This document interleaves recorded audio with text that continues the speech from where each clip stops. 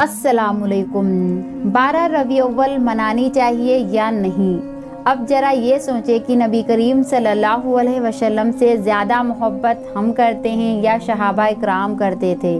हमें हदीस में इस तरह का जिक्र कहीं भी नहीं मिलता कि 12 वफ़ात के दिन सहाबा इकराम लाइटें और झंडे लगाते थे और इस तरह से 12 वफ़ात मनाते थे जिस तरह से हम मना रहे हैं। हमें एक भी नरेशन और सही अथेंटिक नहीं मिलती।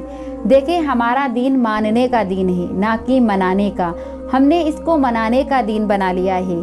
हमारा रोज़ का जो अमल होना चाहिए वो अल्लाह की नबी की सीरत पे होना चाहिए। हमारा इस्लाम कंप्लीट हो चुका है। जो खैर की बात थी हमें अल्लाह के नबी ने बता दी।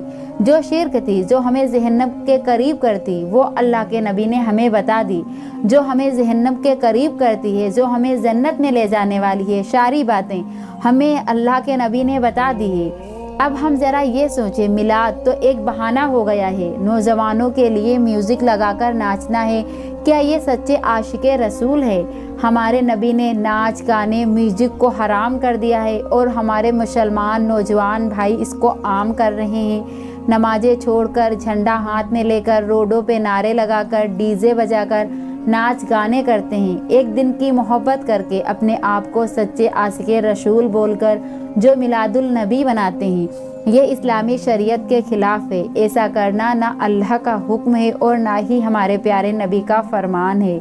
अगर आप कुरान और हदीस को ठीक से पढ़ेंगे तो आपको ईद मिलादुल नबी का जिक्र कहीं भी नहीं मिलेगा।